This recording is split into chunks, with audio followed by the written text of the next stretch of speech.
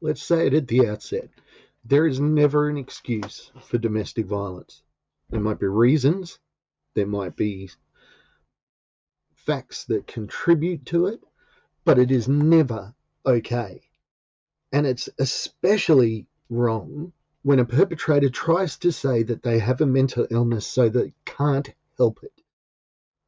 I emphatically deny that, and we are going to unpack that today on STP. But before we start, I don't want to talk about this. You don't want to hear about it. But unless we start talking about it, about the victims and the perpetrators, we're never, ever going to fix this problem. STP is about equality. It is about understanding. It is about forgiveness of yourself and forgiveness of others. It's not about giving somebody a hall pass to do whatever they want in the name of their mental illness. We're going to unpack that today on STP. Welcome to Shattered the Podcast. Sharing the lived experience of mental illness on A father, a mother. A family. Let's go. Let's go. Let's go! Let's go. Shattered the Podcast is all about having conversations that are hard to have. If we don't have those conversations, nobody will. Today I want to talk about domestic violence. The organisation that I volunteer for has a program called No Labels, and it's an anti-bullying program. And I like it because we don't walk into the room pointing fingers at anybody for any kind of behaviour. So we don't say somebody is a victim, somebody is a bully, somebody is a bystander. We talk about the people who experience bullying, who experience or even instigate bullying, but we don't call them a bully. Why do we do that? Because clearly somebody that's victimizing somebody else is a bully. Because that word, when it gets entrenched in someone's head that they are a bully, it can become their identity. It's what you call a negative. It's a positive reinforcement of a negative. You're saying to somebody that they are this. And if they take that on, if they decide that that's who they are, it can take years to break that cycle. However, if we can get to young people and we can say, hey, if you're a person who has at times bullied or done behavior that could be considered bullying, you can change. You don't have to be a bully. In fact, we wouldn't even say it like that. It's very complicated to talk about bullying without saying the word bully. What has that got to do with today's subject? We're going to talk about domestic violence. Now, there are two kind of roles in the domestic violence. There are the victims and there are the perpetrators. Now, perpetrators, I want to say with all of my heart that they are scum and that they need to be left on an island to rot, because hurting a woman is the worst thing that you can do. And I'm glad that I've said that, because you need to know that that's my gut reaction. Then we've got the victims. And I'm not saying that if the woman is, if a wife or a woman is victimized, that any children are bystanders. Everybody is a victim of that violence. It's an important distinction to make. Now, there's many, many reasons for domestic violence. Economic, socio-political, childhood trauma, lived experience, poor family dynamics. The reasons are a plethora. And sometimes a reason can be mental illness. A reason. What's the difference between a reason and an excuse? If somebody robs a bank, the reason that they did it is they wanted money. An excuse would be they are poor and they needed money. There's a very distinct difference between the two. You can state a reason without assigning any kind of blame on anybody else or anything else. And that is what an excuse is. I did this, but I did it because of this. Mental illness can be a reason for your behavior, but it cannot excuse it because it is still your behavior. Now, some of your behaviors might be out of your control, and I understand that. I've been there. But when it all washes out, at the end of the day, it's still my behavior. I still perpetrated whatever behavior has happened. I can't say it was somebody else. I can't say it was mental illness. I can't say it was anger. I can't say it was somebody frustrating me. It's my behavior. You've all heard those apologies. I'm sorry, but you did this, and that's trying to get away with an excuse. A reason. I got angry and I hurt my family member. I came home from work and I was feeling bad and I took it out on them. Complete ownership of your behavior. Now, we've talked about the fact that mental illness, some behaviors are out of your control. Yes, they are. But there is a lot that is still in your control. You're about to lose your temper because of all the frustrations of being mentally ill. And let's be clear, mental illness sucks. It is hard. It is horrible. But when you are in a situation where you know that things are going to go badly and you have a mental illness, you have the right, the responsibility to distance yourself from that situation any way you can. I do this. When something has gotten out of control, it's gone too far, I leave. I'm not running away. I'm not leaving forever. But a situation has gotten to a point where there is no good outcome that's going to come of this. I need to go away, get some perspective, and then come back to the situation. Now, if you are a person living with mental illness, and I have been a person living with mental illness, I once asked my wife, did she ever feel unsafe? She said no. Never ever once did she think that I would harm her in any way. But that's because she knows me and she loves me. My kids, however, didn't know that. So some of my behavior was extremely threatening to them and they felt like they were in danger. And let's be clear, there is no excuse for me having done that. I will be apologizing to my kids till my dying day. Now, an excuse, I was off my medication, I was having a mental health crisis, but I did something bad. Not, I did something bad, but I have a mental illness and I was off my medication and I was this and I was that. Yeah, the reason is clear. And that's good. The why you want to recognize the reason is so that you can try and intercept that cycle before it happens again. Perpetrators, talk to somebody about your anger. Talk to anybody about it. There are no winners in domestic violence. It's like somebody wise once said, nobody ever wins a fight. It was Patrick Swayze. Nobody ever wins a fight. Nobody ever wins in domestic violence. It's a complete fallacy that living in that environment will somehow be okay or is somehow okay because I'm really nice when I'm nice, but I'm horrible when I'm horrible. If you're horrible when you're horrible, get the hell out. What are you doing there? Now, coming back to the no labels thing.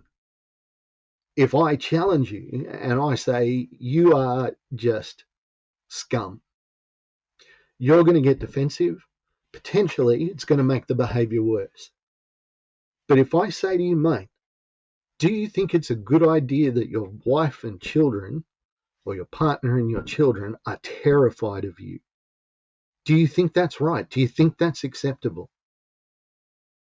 If you do think it's right, there's something wrong with you that I can't help you with. It is never right for you to terrorize the people that you supposedly love. It's never okay. You need help. If you are in a situation where you constantly are losing your temper, and the next day you're begging and pleading for an apology, to even just apologize, and you're getting gifts for people, and you're overwhelming them with love, trying to get your way back in, the far better thing to do is to not do the behavior in the first place. Now, I'm not saying that you're getting upset and you're going to be able to go, I'm getting upset, I'm going to stop. I'm talking about the fact that you know that a situation is going to upset you. You know that you're walking into a dangerous situation. You can't tell me you don't, because I've been there. You know when things are getting out of control for you, even with a mental illness. I would like to talk to the victims, because in this case, a victim of domestic violence is a victim. Clear-cut victim. A behavior has been perpetrated against them that is not their fault. It is completely undeserved, and it's unwarranted. The hardest thing in the world for a woman with children to do is to leave an abusive partner. I understand that. But I just want to tell you something. I want to tell you that it's not okay. It's never okay. You might be thinking that you're going to go to the police, you get a domestic violence order, it's called something else now, and he's not going to care about that. Maybe. But a step is a step. In my city, I was speaking to a guy the other day in Canberra who, he is a cop, but he is only called out to places with mental health crises. I think this is phenomenal. He and a professional psych will respond to each and every case involving mental illness. Brilliant. What do we have for domestic violence? Do we have specific domestic violence task forces? Cops that are called in when they're in a situation where they see that domestic violence has, can, or will happen. I don't know. I'm going to have to ask somebody about that. I know you're in a tough situation. I know that you think that if you leave your children there, you'll lose them. I understand that fear, and it's a real fear, because some jerks will turn your self-defense behavior into an accusation that you are a bad mother. There is always a way to escape. And I'm not saying that it won't be hard, but there are services out there, and I'm going to start putting some across the screen. There are services out there that are designed to help you. And let me tell you, I've spoken to classrooms of police, and they hate domestic violence. They hate it. The hardest call that they have to make is when a child is injured or hurt or killed. Second hardest is domestic violence. Especially that thought that when they go into that situation, they're powerless.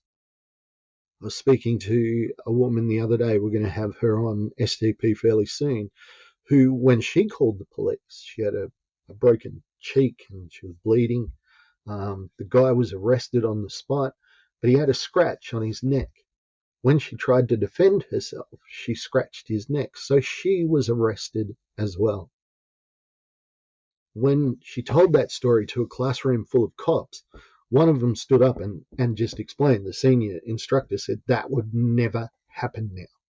And he went through the reasons why that shouldn't ever happen now. But policemen can make mistakes. Look, I can't tell you whether to leave or to stay. I can't tell you whether your partner has hope of changing. All I can say is that you did not deserve to live in terror. It is not normal, it is not natural, and it's a behavior that is unacceptable. I once said to my wife, first off, I would never touch her in anger, ever. Part of the reason is because my 70-year-old father, old soldier that he is, would show up at my door and he would kick my ass. I couldn't look in my father's face knowing that I had hurt my wife. I couldn't look him in the eye.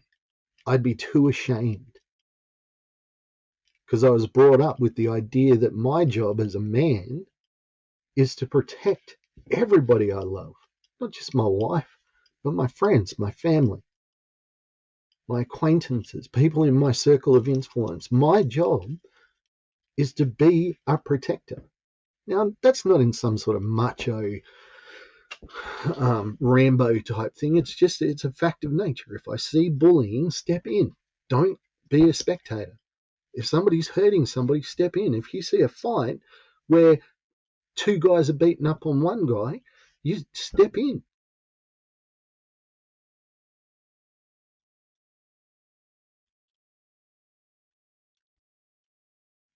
I cannot explain to you how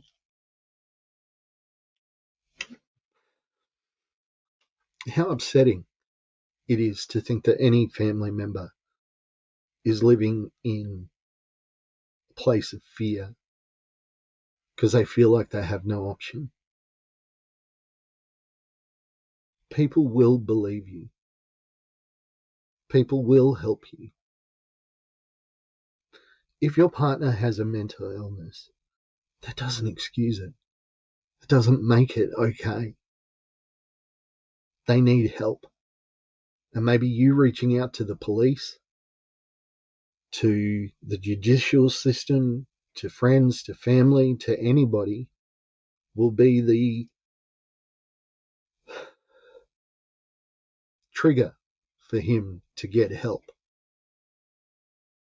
Now, before I get all the people jumping online going, women do domestic violence as well. Yeah, I get that, but I'm not a woman. I can't speak for women. Although I am a white Anglo-Saxon man, so I am clearly an expert on women. But I know men, and I know what is acceptable and what is not acceptable.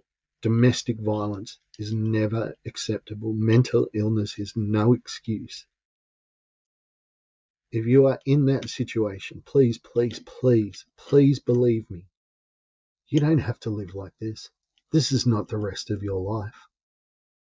And if he won't change, if he won't stop, and without help, he won't, then you need to get out of there. And don't expect that he's going to change. I mean, as soon as somebody lays their hands on you, I'm sorry, but they've negated every right they have to your love and acceptance. They've come home, even if they're drunk, even if they're in the middle of a mental health crisis. It's no excuse. It's not normal. It's not okay. I encourage you to be safe.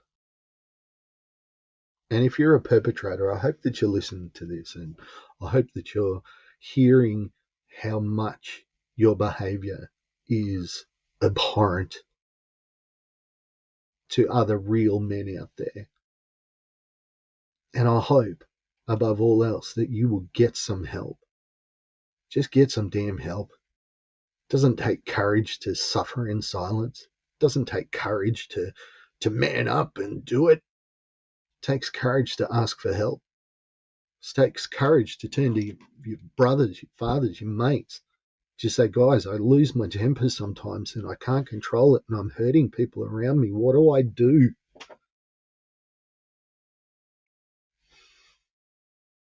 please get some help. Don't accept domestic violence as the status quo. Do everything you can to distance yourself from it. Be safe. Be careful. And let's talk about domestic violence the way that we should. It's a gutless act.